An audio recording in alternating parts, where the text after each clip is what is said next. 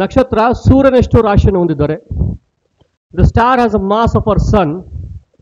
ಆ ರೀತಿಯಾದ ನಕ್ಷತ್ರ, such star will die as white dwarf. ಆ ರೀತಿಯ ನಕ್ಷತ್ರ ಒಂದು ಶ್ವೇತ ಕುಬ್ಜವಾಗಿ ಸಾವನ್ನಪ್ಪುತ್ತೆ, ಅಂತ್ಯವನ್ನು ಕಾಣುತ್ತೆ. ಆಯ್ತಾ? If the star has a mass of our sun, ನಕ್ಷತ್ರ ನಮ್ಮ ಸೂರ್ಯನಷ್ಟು ರಾಶಿಯನ್ನು ಹೊಂದಿದ್ದಾರೆ. ನಕ್ಷತ್ರ ಸೂರ್ಯನಷ್ಟು ರಾಶಿಯನ್ನು ಹೊಂದಿದ್ದಾರೆ. ಆ ರೀತಿಯಾದಂಥ ನಕ್ಷತ್ರ ಏನಾಗ್ತಾಗುತ್ತೆ? ಶ್ವೇತ ಕುಬ್ಜವಾಗಿ ಅಂತ್ಯವನ್ನು ಕಾಣುತ್ತೆ, ಶ್ವೇತ ಕುಬ್ಜವಾಗಿ ಸಾವನ್ನಪ್ಪುತ್ತೆ, ವೈಟ್ ಡ್ವಾರ್ಫ್. ಆಯ್ತಾ? ಕ್ಲಿಯರ್? ಅದೇ ಒಂದು ನಕ್ಷತ್ರ ಸೂರ್ಯನಿಗಿಂತ ಹೆಚ್ಚು ರಾಶಿಯನ್ನು ಹೊಂದಿದ್ದಾರೆ, ಸೂರ್ಯನಿಗಿಂತ ಅಧಿಕ ರಾಶಿಯನ್ನು ಹೊಂದಿದ್ದಾರೆ. If the star has more mass than our sun, if the star has more mass than our sun, ಒಂದು ನಕ್ಷತ್ರ ಸೂರ್ಯನಿಗಿಂತ ಅಧಿಕ ರಾಶಿಯನ್ನು ಹೊಂದಿದ್ದಾರೆ. ಆ ಒಂದು ನಕ್ಷತ್ರ, ಇಲ್ಲೊಂದು ವಿಷಯ ತಿಳ್ಕೊಳ್ಳಿ, ಎಷ್ಟು ರಾಶಿ ಹೊಂದಿದ್ದಾರೆ ಅಂದರೆ ಸೂರ್ಯನಿಗಿಂತ 1.39 ಅಥವಾ 1.4 ಪಟ್ಟು, 1.39 to 1.4 times more. If the star has mass, ಅಥವಾ if the star has 1.39 or 1.4 times more the mass of our sun, 1.39 ಅಥವಾ 1.4 ಅಧಿಕ ರಾಶಿಯನ್ನು ಹೊಂದಿದ್ದಾರೆ, ಆ ರೀತಿಯ ನಕ್ಷತ್ರ ಸಾಯೋದು ನ್ಯೂಟ್ರಾನ್ ನಕ್ಷತ್ರಗಳಾಗಿ ಸಾಯ್ತವಂತೆ. It will die as a neutron star. It will die as what? Neutron star. Clear, boys and girls? Okay. If the star has 1.39 or 1.4 times the mass of our sun, 1.39 or 1.4 times the mass of our sun, ಅಂದರೆ 1.39 ಅಥವಾ 1.4 ಅಧಿಕ ರಾಶಿಯನ್ನು ಹೊಂದಿದ್ದಾರೆ, ಆ ರೀತಿಯಾದ ನಕ್ಷತ್ರ ಅಥವಾ such star will die as a neutron star.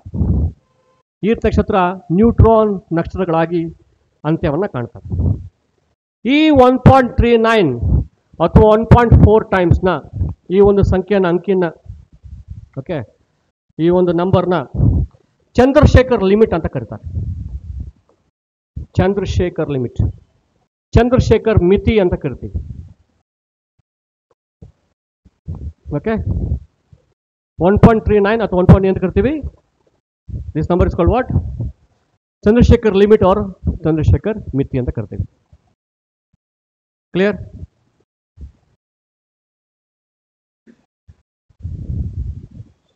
ಇನ್ನು ಅಫ್ಕೋರ್ಸ್ ಈ ವಿಡಿಯೋಗಳು ನಿಮ್ಗೆ ತೋರಿಸ್ತೀನಿ. ಆಮೇಲೆ ಸ್ವಲ್ಪ ಡೀಟೇಲಾಗಿ ಹೋಗೋಣ ಮುಂದಿನ ಕ್ಲಾಸ್ಗಳಲ್ಲಿ. ಅಫ್ಕೋರ್ಸ್ ಸಿನ್ಸ್ ಇಟ್ಸ್ ಇನ್ನು ಫಸ್ಟ್ ಡೇ ಅಷ್ಟೊಂದು ಡೀಟೇಲಾಗಿ ಹೋಗೋದು ಬೇಕಿಲ್ಲ, ಕನ್ಫ್ಯೂಸ್ ಆಗ್ತೀರಾ. ನ್ಯೂಟ್ರಾನ್ ನಕ್ಷತ್ರಗಳೇ, ನ್ಯೂಟ್ರಾನ್ ಸ್ಟಾರ್ ಕೆಲವೊಮ್ಮೆ ಪಲ್ಸಾರ್ಗಳಾಗಿ ಸಾವನ್ನಪ್ತವೆ. It is also called what? Pulsar star ಅಂತ ಕರಿತೀವಿ. ಇಟ್ ಲೈಸ್ ಪಲ್ಸಾರ್ ಅಂತ ಕರಿತೀವಿ.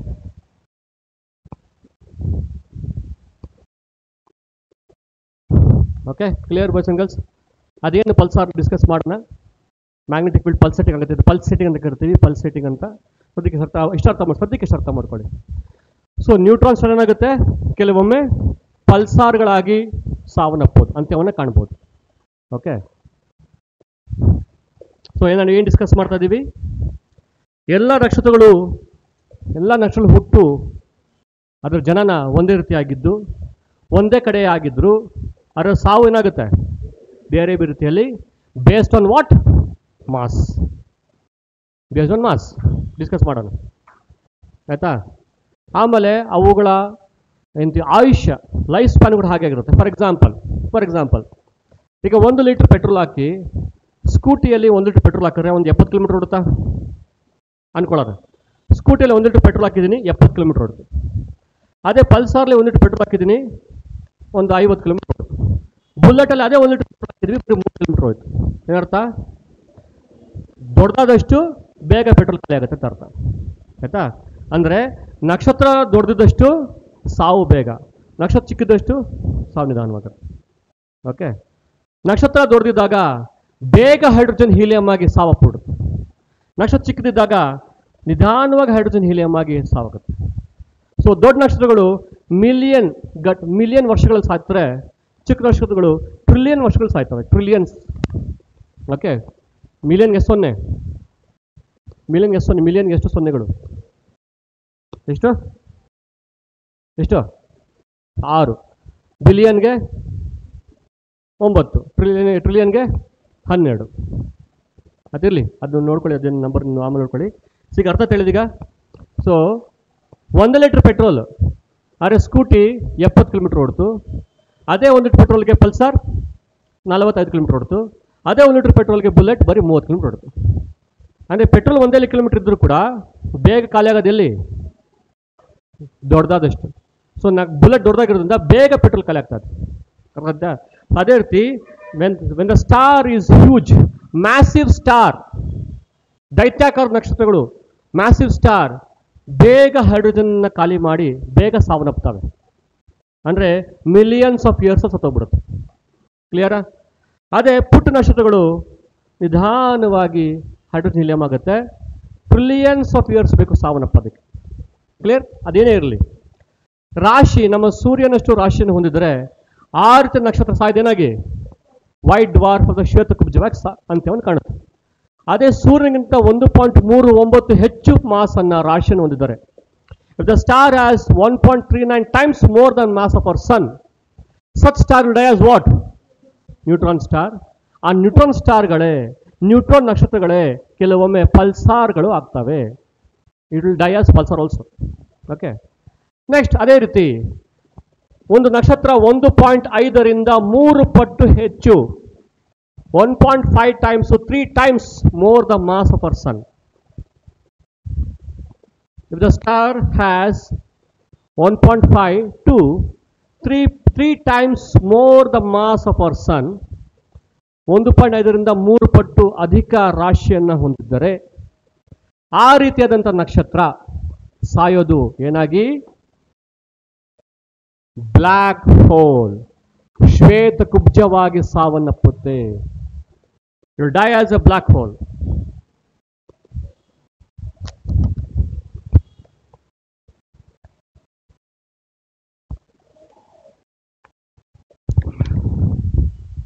ಆಯ್ತಾ?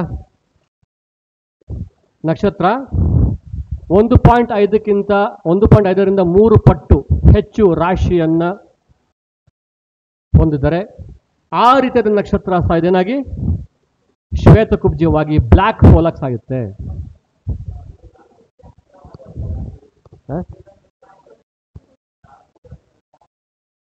ಸಾರಿ ಕಪ್ಪು ಕುಳಿ, ಕೃಷ್ಣ ಕುಳಿಯಾಗಿ ಸಾಯುತ್ತೆ. ಸಾರಿ ಬ್ಲ್ಯಾಕ್ ಹೋಲ್, ಕೃಷ್ಣ ಕುಳಿ, ಕಪ್ಪು ಕುಳಿ.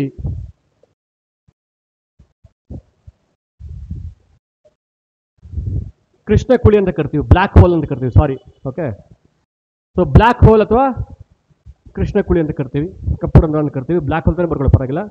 ಸೊ ಒಂದು ನಕ್ಷತ್ರ 1.5ರಿಂದ 3 ಪಟ್ಟು ಅಧಿಕ ರಾಶಿಯನ್ನು ಹೊಂದಿದರೆ such star will die as what? Black hole. ಈ 1.5 ಮತ್ತು 3 ಇದೆಯಲ್ಲ, ಇದನ್ನ ಈ ಒಂದು ಅಂಕಿನ Tolman, Oppenheimer, Volkoff limit, Tolman Oppenheimer Volkoff limit, TOV limit, Tolman Oppenheimer Volkoff limit, Tolman Oppenheimer Volkoff ಮಿತಿ ಅಂತ ಕರಿತೀವಿ. ಏನು ಅರ್ಥ ಇದು ಅಂದರೆ, ಆಬ್ವಿಯಸ್ಲಿ ಡಿಸ್ಕಸ್ ಮಾಡ್ತಾರೆ ಯಾರ ಬೇಸ್ ಮೇಲೆ? ರಾಶಿ ಬೇಸ್ ಮೇಲೆ. ರಾಶಿ ಹೆಚ್ಚಾದಷ್ಟು ಅಲ್ಲಿ ಬೇರೆ ಬೇರೆ ರೀತಿಯಲ್ಲಿ ನೋಡ್ತಾ ಇದೀವಿ. ಕರೆಕ್ಟಾ? ಸೊ ಸೂರ್ಯನಷ್ಟು ರಾಶಿ ಹೊಂದಿದ್ರೆ ಏನದು? ವೈಟ್ ಡ್ವಾರ್ಫ್ ಆಗಿ. ಆಯ್ತಾ? ಸೂರ್ಯನಿಗಿಂತ 1.4 ಪಟ್ಟು ಹೆಚ್ಚು ಆಗಿದ್ರೆ ನ್ಯೂಟ್ರಾನ್ ಆಗಿ, ಸೂರ್ಯನಿಗಿಂತ 1.5ರಿಂದ 3 ಪಟ್ಟು ಹೆಚ್ಚಿದ್ರೆ ಬ್ಲ್ಯಾಕ್ ಹೋಲ್ ಆಗಿ. ಯಾವಾಗ ರಾಶಿ ಜಾಸ್ತಿ ಆಗುತ್ತೋ ಗುರುತ್ವಾಕರ್ಷಣೆ ಕೂಡ ಜಾಸ್ತಿ ಆಗ್ಬಿಡುತ್ತೆ. ಯಾವಾಗ ಗುರುತ್ವಾಕರ್ಷಣೆ ಜಾಸ್ತಿ ಆಗುತ್ತೋ ಎಲ್ಲವನ್ನು ತನ್ನ ಹತ್ರ ಹೇಳ್ಕೊತಾ ಇರುತ್ತೆ, ಎಲ್ಲವನ್ನೂ ಹೇಳ್ಕೊತಾ ಇರುತ್ತೆ. ಈವನ್ನು ಬೆಳಕನ್ನು ಹೇಳ್ಕೊಬಿಡುತ್ತೆ. ಬೆಳಕನ್ನು ಹೀರ್ಕೊಂಡು ಅಲ್ಲಿ ಬೆಳಕೆಯಲ್ಲಿರೋದೇ ಬ್ಲ್ಯಾಕ್ ಹೋಲ್. ಅರ್ಥ ಮಾಡ್ಕೊಳ್ಳಿ, ಸದ್ಯಕ್ಕೆ ಅರ್ಥ ಮಾಡ್ಕೊಳ್ಳಿ. ಓಕೆ, ಯಾಕಲ್ಲಿ ಬ್ಲ್ಯಾಕ್ ಹೋಲ್ ಕರ್ತೀವಿ ಅಂದರೆ, ಎಷ್ಟು ಗ್ರಾವಿಟಿ ಇರುತ್ತೆ ಅಂದರೆ ಇಟ್ ವಿಲ್ ಸಕ್ ಎವ್ರಿಥಿಂಗ್. ಏನಕ್ಕೆ? ಮಾಸ್ ಜಾಸ್ತಿ ಇರೋದ್ರಿಂದ ಗ್ರಾವಿಟಿ ಜಾಸ್ತಿ ಇದ್ದು, ಗ್ರಾವಿಟಿ ಜಾಸ್ತಿ ಇರೋದ್ರಿಂದ ಎಲ್ಲ ಹೇಳ್ಕೊಬಿಡುತ್ತೆ. ಫಾರ್ ಎಕ್ಸಾಂಪಲ್ ಈಗ ನೋಡೋಣ, ಈ ಕೈಯನ್ನು ಬ್ಲಾಕ್ ಅಂದ್ಕೊಡೋಣ. ಇಲ್ಲಿ ಎಷ್ಟು ಗುರುತ್ವಾಕರ್ಷಣೆ ಇದೆ ಅಂದರೆ ಈ ಫ್ಯಾನು, ಈ ಟೇಬಲ್ಲು, ಬೋರ್ಡು ಎಲ್ಲ ಏನಾಗ್ತದೆ, ಎಲ್ಲ ರೋಡೇ ಸೇರ್ಕೋತದೆ. ಈವನ್ ಬೆಳಕು ಕೂಡ ಸೇರ್ಕೋತದೆ. ಈಗ ಫಾರ್ ಎಕ್ಸಾಂಪಲ್ ಈ ಕ್ಲಾಸ್ ರೂಮಲ್ಲಿ ಇರೋದೆಲ್ಲ ಇಲ್ಲಿ ಹೋಗ್ಬಿಟ್ರೆ, ಈ ಕ್ಲಾಸ್ ರೂಮಲ್ಲಿ ಬೆಳಕು ಇಲ್ಲಿ ಏನಾಗುತ್ತೆ, ಇಲ್ಲಿ ಈ ಕ್ಲಾಸ್ ರೂಮಲ್ಲಿ ಬೆಳಕೆಲ್ಲ ಇಲ್ಲಿ ಬಂದ್ಬಿಟ್ರೆ ಏನಾಗುತ್ತೆ, ಕ್ಲಾಸ್ ರೂಮ್ ಪೂರ್ತಿ ಬ್ಲಾಕ್ ಕತ್ಲಾಗತ್ತೆ, ಕರೆಕ್ಟಾಗಿ ಹಂಗೆ ಅಂದ್ಕೊಳ್ಳಿ. ಸೊ ಆ ಥರ ಬಿಕಾಸ್ ಮಾಸ್ ಜಾಸ್ತಿ ಇರೋದ್ರಿಂದ, ಗ್ರಾವಿಟಿ ಜಾಸ್ತಿ ಇದ್ದು ಎಲ್ಲವನ್ನು ಹೀರೋದ್ರಿಂದ, ಬೆಳಕು ಹೀರೋದ್ರಿಂದ ಅದು ಹೆಸರೇನು ಬ್ಲ್ಯಾಕ್ ಹೋಲ್. ಓಕೆ, ಎಷ್ಟಿರ್ಬೇಕು ರಾಶಿ, ಎಷ್ಟಿರಬೇಕು 1.5 to 3 times. So 1.5 to 3 times ಇದ್ರೆ ಅಂದರೆ Tolman Oppenheimer Volkoff ಲಿಮಿಟ್ನ ಮಿತಿಯನ್ನು ಪಾರ್ ಮಾಡಿದ್ರೆ ಆ ರೀತಿಯಾದ ನಕ್ಷತ್ರ ಹೇಗೆ ಅಂತಗೊಳ್ಳುತ್ತೆ, as a black hole. Clear? ಒಟ್ಟಿನಲ್ಲಿ ನಕ್ಷತ್ರಗಳು ಹುಟ್ಟೋದು ನೆಬುಲಾದಲ್ಲಿ, ಹುಟ್ಟೋದು ಒಂದೇ ರೀತಿ, ಯಾವುದು ನ್ಯೂಕ್ಲಿಯರ್ ಫ್ಯೂಷನ್ ರಿಯಾಕ್ಷನ್. ಆದರೆ ಸಾವು 4 ರೀತಿ. ನಂಬರ್ 1 ವೈಟ್ ಡ್ವಾರ್ಫ್, ಶ್ವೇತಕುಬ್ಜ, ನ್ಯೂಟ್ರಾನ್ ಸ್ಟಾರ್, ನ್ಯೂಟ್ರಾನ್ ನಕ್ಷತ್ರಗಳು, ಪಲ್ಸಾರ್ ನಕ್ಷತ್ರಗಳು, ಪಲ್ಸಾರ್ ಸ್ಟಾರ್, ಲಾಸ್ಟ್ ಯಾವುದು ಬ್ಲ್ಯಾಕ್ ಹೋಲ್, ಕಪ್ಪು ಕುಳಿಗಳು, ಕೃಷ್ಣ ಕುಳಿಗಳು. Clear person girls? ಅರ್ಥ ಆಯ್ತಾ? ಅಫ್ಕೋರ್ಸ್ ಇದನ್ನ ಚಾಪ್ಟರ್ ತುಂಬ ಡೀಟೇಲ್ ಆಗಿ ಹೋಗ್ಬೋದು. ಏ ಡೌಟ್ಸ್? ಒಂದು ನೀಟಾಗಿ ಬರ್ಕೊಬಿಡಿ. ಅದು ಚಂದ್ರಶೇಖರ್ ಲಿಮಿಟ್ ಎಷ್ಟು 1.39 to 1.4 times. TOV ಲಿಮಿಟ್ ಎಷ್ಟು TOV 1.5 to 3 times. ಆ್ಯಕ್ಚುಲಿ ಈ ಸ್ಟಾರ್ ಚಾಪ್ಟರ್ ಎಷ್ಟು ದೊಡ್ಡದಿದೆ ಅಂದರೆ 2-3 ಅವರ್ ಆಗಲ್ಲ, ದೊಡ್ಡ ಚಾಪ್ಟರ್ ಆ್ಯಕ್ಚುಲಿ. ಯಾಕೆ ನಾನು ಅಫ್ಕೋರ್ಸ್ ಬೇಸ್ಗಳು ಟಚ್ ಮಾಡೋಕ್ಕೋಸ್ಕರ ಮಾಡ್ತಾ ಇದ್ದೀವಿ ಅಷ್ಟೇ. ಇದು ನಿಮಗೆ ಪಾಸಿಂಗ್ ರೆಫರೆನ್ಸ್ ಹೇಳ್ತಾ ಇದ್ದೀನಿ. ಕ್ವಶನ್ ಕರೆಕ್ಟಾಗಿದೆ ಅವ್ರು ಕೇಳ್ತಾ ಇರೋದು. ಬರೀ ಮಾಸ ಕನ್ಸಿಡರ್ ಮಾಡ್ತೀವಿ ಅಥವಾ ಬೇರೆ ಬೇರೆ ಅಂಶಗಳನ್ನು ಕೂಡ ನಾವು ಓದಬೇಕಾಗತ್ರ ಬಗ್ಗೆ ಅಂತ. ಒಂದು ಸೂರ್ಯ ಅಷ್ಟು ರಾಶಿ ಇದ್ದರೆ, ನಕ್ಷತ್ರ ಇದ್ದರೆ ಅದು ಸಾಯೋದು ವೈಟ್ ಡ್ವಾರ್ಫಾಗೆ. ಅದಾಗ್ತದೆ ಮುಂಚೆ ಆಗೋದು ಜೈಂಟ್, ರೆಡ್ ಜೈಂಟ್ ಅಂತ ಕರಿತೀವಿ ಅದನ್ನು. ರೆಡ್ ಜೈಂಟ್ ಕೆಂಪು ದೈತ್ಯ ಆಗಿ, ವೈಟ್ ಡ್ವಾರ್ಫ್ ಆಗಿ, ಬ್ಲ್ಯಾಕ್ ಡ್ವಾರ್ಫ್ ಆಗುತ್ತೆ. ಇದ್ರಲ್ಲಿ ತುಂಬ ದೊಡ್ಡ ಕತೆ ಆಯಿತಾ. ಆಮೇಲೆ ನ್ಯೂಟ್ರಾನ್ ಸ್ಟಾರಲ್ಲಿ ಅದು ಕತೆನೇ ಇದೆ. ಪ್ರೋಟಾನ್ಸ್ ಎಲೆಕ್ಟ್ರಾನ್ಸ್ ಸೇರಿ ನ್ಯೂಟ್ರಾನ್ಸ್ ಆಗುತ್ತೆ, ಅದಕ್ಕೆ ನ್ಯೂಟ್ರಾನ್ ಸ್ಟಾರ್ ಅಂತ ಕರೀತಾರೆ. ಈಗ ನಿಮಗೆ ಅಫ್ಕೋರ್ಸ್ ಈಗ ಹೇಳ್ತೀನಿ, ಡಿಸ್ಕಸ್ ಮಾಡೋಣ. ಪ್ರೋಟಾನ್ಸ್ ಅಂದ್ರೆ ಏನು, ನ್ಯೂಟ್ರಾನ್ಸ್ ಅಂದ್ರೆ ಏನು, ಎಲೆಕ್ಟ್ರಾನ್ಸ್ ಅಂದ್ರೆ ಏನು, ಆಟಮ್ ಅಂದ್ರೆ ಏನು ಗೊತ್ತಾಗಬೇಕು. ಫಸ್ಟ್ ಡಿಸ್ಕಸ್ ಮಾಡೋಣ.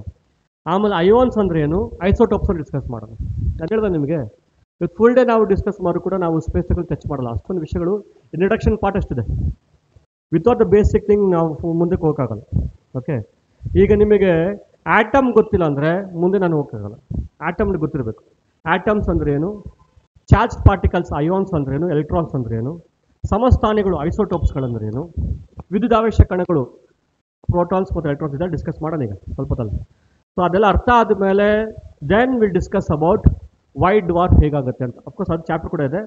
ನಮ್ಮ ಸೂರ್ಯ ಮೊದಲು you will become red giant, ಆಮೇಲೆ ವೈಟ್ ಡ್ವಾರ್ಫ್ ಅಂತ ಕರಿತೀವಿ. ಅದೇ ಥರ ಆಮೇಲೆ ನ್ಯೂಟ್ರಾನ್ ಸ್ಟಾರ್ ಅಂತ ಕರಿತೀವಿ, ಆಮೇಲೆ ಬ್ಲ್ಯಾಕ್ ಹೋಲ್ ಇದೆಲ್ಲ ಸಿಕ್ಕಾಪಟ್ಟೆ ವಿಷಯಗಳಿದೆ. ಅಫ್ಕೋರ್ಸ್ ನೀವು if time permits will discuss. ಅದೇ ಬೇರೆ ಬೇರೆ ಪಾಯಿಂಟ್ಗಳು ಕನ್ಸಿಡರ್ ಮಾಡ್ತೀವಿ ನಾವು. ಕ್ಲಿಯರ್? ಸದ್ಯಕ್ಕೆ ಇಷ್ಟು ಅರ್ಥ ಮಾಡ್ಕೊಳ್ರಿ. ಮಾಸ್, ಸೊ ಸೂರ್ಯಷ್ಟು ರಾಶಿ ಹೊಂದಿದ್ರೆ ಏನಾಗುತ್ತೆ ವೈಟ್ ಡ್ವಾರ್ಫ್, ಶ್ವೇತ ಕುಬ್ಜವಾಗಿ. ಇಷ್ಟು ಅರ್ಥ ಆಯ್ತಾ? ಈಗ ಸದ್ಯಕ್ಕೆ ನಿಮಗೆ ಈ ಚಾಪ್ಟ್ರಲ್ಲಿ ಗ್ಯಾಲಕ್ಸಿ ಅಂದರೆ ಏನಂತ ಗೊತ್ತಾಯಿತು. Galaxy nothing but giant assembly of stars plus ಆ ಸ್ಟಾರ್ಸ್ ಮೊದಲಿರುವಂಥ ಗ್ಯಾಸ್, ಇಂಟರ್ಸ್ಟೆಲಾರ್ ಗ್ಯಾಸಸ್, ಪ್ಲಸ್ ಅಲ್ಲಿ ಚದುರೋಗಿರುವಂಥ ಡಸ್ಟ್ ಪಾರ್ಟಿಕಲ್ಸ್, ಧೂಳಿನ ಕಣಗಳು. ಇವೆಲ್ಲ ಇಟ್ಕೊಂಡಿರೋದು ಯಾರು? ಗ್ರಾವಿಟೇಷನ್. ಸೊ ಇದೆಲ್ಲ ಸೇರಿ, ಇದೆಲ್ಲ ಒಟ್ಟಿಗೆ ಇರೋದಕ್ಕೆ ಗ್ಯಾಲಕ್ಸಿ ಅಂತ ಕರ್ತೀವಿ. Clear boys and girls? ಅರ್ಥ ಆಗಿಲ್ವಾ? ಕ್ಲಿಯರ್? ಈಗ ಸದ್ಯಕ್ಕೆ ನಾವು ಇದರಲ್ಲಿ ಏನು ಮುಗಿಸಿದ್ವಿ? ಸ್ಟಾರ್ಸ್ ಮುಗಿಸಿದ್ವಿ. ಸದ್ಯಕ್ಕೆ ಒಂದು ರಫ್ ಐಡಿಯಾ ಬಂತು ನಿಮಗೆ. ಓಕೆ, ಅಫ್ಕೋರ್ಸ್ ಡೀಟೇಲ್ ಓದ್ಬೇಕು ನೀವು. ನಿಮಗೆ ಜಾಗ್ರಫಿ ಓದೋಕ್ಕಿಂತ ಮುಂಚೆ ಇದೆಲ್ಲ ಸ್ವಲ್ಪ ನೋಡ್ಕೊಳ್ಳಿ, ಕಾಸ್ಮಾಲಜಿ ನೋಡ್ಕೊಳ್ಳಿ. ಕ್ಲಿಯರ್? ಸ್ಟಾರ್ಸ್ ಅಂದ್ರೆ ಏನು? What is star? ನೀವು ಕ್ಲಾಸ್ ಮೇಲೆ ಹೇಳ್ತಾರೆ, it's a self luminous body, ಸ್ವಯಂ ಪ್ರಕಾಶಿತ ಒಂದು ಕಾಯ. ಓಕೆ, ಅದು ಬರೀ ಸ್ವಯಂ ಪ್ರಕಾಶಿತ ಬೆಳಕಲ್ಲ, ಅದೇನದು it's source of heat, light, energy. Okay, ಗೊತ್ತಾಯ್ತು. ಶಾಖ ಶಕ್ತಿ ಮತ್ತು ಬೆಳಕಿನ ಒಂದು ಆಕಾರ. ಆ ಶಾಖ ಶಕ್ತಿ ಬೆಳಕು ಎಲ್ಲಿಂದ ಬರ್ತದೆ? ನ್ಯೂಕ್ಲಿಯರ್ ಫ್ಯೂಷನ್ ರಿಯಾಕ್ಷನ್ ಇಂದ. ಏನಾಗುತ್ತೆ? ಹೈಡ್ರೋಜನ್ ಕೂಡಿ ಹೀಲಿಯಂ ಆಗುತ್ತೆ. ಓಕೆ, ಹೈಡ್ರೋಜನ್ ಸೇರಿ ಹೀಲಿಯಂ ಆಗೋದ್ರಿಂದ ಶಾಖ ಶಕ್ತಿ ಮತ್ತು ಬೆಳಕು ಹೊರಗೆ ಬರ್ತದೆ. ಕರೆಕ್ಟಾ? ಎಲ್ಲಾಗ್ತದೆ? ನೆಬುಲಾ ಅನ್ನೋ ಒಂದು ಮೋಡದಲ್ಲಿ. ಆ ಮೋಡದಲ್ಲಿ ಏನಿದೆ? ಆ ನೆಬುಲಾನ ಮೋಡದಲ್ಲಿ ಗ್ಯಾಸ್ ಮತ್ತು ಡಸ್ಟ್ ಇದೆ. ಓಕೆ, ಆ ಗ್ಯಾಸ್ ಯಾವ ಗ್ಯಾಸ್ ಇದೆ? ಹೈಡ್ರೋಜನ್ ಹೀಲಿಯಂ ಆಗುತ್ತೆ. ಹೈಡ್ರೋಜನ್ ಹೀಲಿಯಂ ಆಗುತ್ತೆ. ಎಲ್ಲ ಹೈಡ್ರೋಜನ್ ಹೀಲಿಯಂ ಆದಮೇಲೆ ಹೈಡ್ರೋಜನ್ ಖಾಲಿ ಆಯಿತು, ಅಲ್ಲಿ ನಕ್ಷತ್ರ ಕೊನೆಗೊಳ್ಳೋಕೆ ಶುರುವಾಗುತ್ತೆ. ಹೇಗೆ ಕೊನೆಗೊಳ್ಳುತ್ತೆ ಅಂದರೆ ಅವುಗಳ ರಾಶಿಯ ಆಧಾರದ ಮೇಲೆ. ಸೂರ್ಯನ ರಾಶಿ ಹೊಂದಿದ್ರೆ die as what? White dwarf. ಸೂರ್ಯನಿಗಿಂತ 1.4 ಪಟ್ಟು ಹೆಚ್ಚಿದ್ದರೆ ಅಂದರೆ ಚಂದ್ರಶೇಖರ ಮಿತಿಯನ್ನು ಪಾರು ಮಾಡಿದ್ರೆ such star die as neutron star and sometimes pulsar. And if it has mass 1.5 times to 3 times more than that of our sun, ಅಂದರೆ 1.5ಗಿಂತ 3 ಪಟ್ಟು ಅಧಿಕ ರಾಶಿಯನ್ನು ಹೊಂದಿದ್ದರೆ, ಅಥವಾ ಟಾಲ್ಮನ್ ಓಪನ್ ಹ್ಯಾಮರ್ ವಾಲ್ಕಾಫ್ ಮಿತಿಯನ್ನು ಪಾರು ಮಾಡಿದ್ರೆ ಆ ನಕ್ಷತ್ರ ಸಾಯುತ್ತೆ, ಬ್ಲ್ಯಾಕ್ ಹೋಲ್, ಕಪ್ಪು ಕುಳಿಯಾಗಿ ಸಾಯುತ್ತೆ. ಇಷ್ಟ ಅರ್ಥ? ಸೊ ಈ ಗ್ಯಾಲಕ್ಸಿಯಲ್ಲಿ ನಾವು ಇದನ್ನು ಮುಗಿಸಾಯ್ತೀವಿ. ನೆಕ್ಸ್ಟ್ ಅದು ಹೆಸರುಗಳಲ್ಲಿ ಇಂಟರ್ ಅಂದರೆ ನಡುವೆ. ಯಾರ ನಡುವೆ? ನಕ್ಷತ್ರಗಳ ನಡುವೆ. ನಕ್ಷತ್ರಗಳ ನಡುವೆ ಇರುವಂಥ ಅನಿಲಗಳು. ಫಿನಿಶ್. ಬರ್ಕೊಳ್ಳಿ ಯಾವ್ದ್ಯಾವ್ದದು? Hydrogen, helium, carbon, nitrogen, oxygen, ಆಯ್ತಾ ಬರ್ಕೊಂಡ್ರ? ಜಲಜನಕ, ಹೀಲಿಯಂ, ಇಂಗಾಲ, ಸಾರಜನಕ ಮತ್ತು ಆಮ್ಲಜನಕ. ಇದಲ್ಲದೆ besides silicon, iron, etcetera etcetera etcetera. Silicon, iron, ಓಕೆನಾ? ಕ್ಲಿಯರ್? ಮತ್ತು ಇದಲ್ದಂಗೆ